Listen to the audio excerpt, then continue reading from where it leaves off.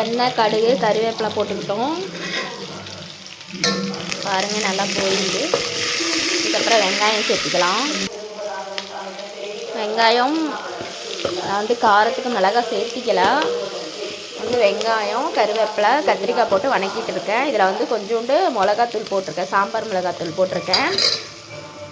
பருப்பு நல்லா வேக வச்சு எடுத்துக்கிட்டோம். பருப்பு, மிளகாய், தக்காளி போட்டிருக்கோம். சீரக மிளகு பார்த்திங்கன்னா பூண்டு சீரகமெல்லாம் நான் அம்மியிலே வச்சு அரைச்சிக்கிட்டேன். புளி ஊற வச்சுருக்கேன். இது வேகட்டும்.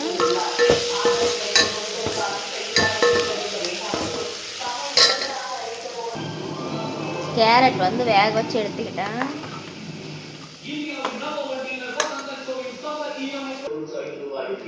புளி கரைச்சி ஊற்றிக்கிட்டேன். பார்த்திங்கன்னா வேக வச்சு அந்த கேரட்டும் போட்டுட்டேன். பாருங்கள், இப்போ நம்ம பருப்பு ஆட் பண்ணிக்கலாம்.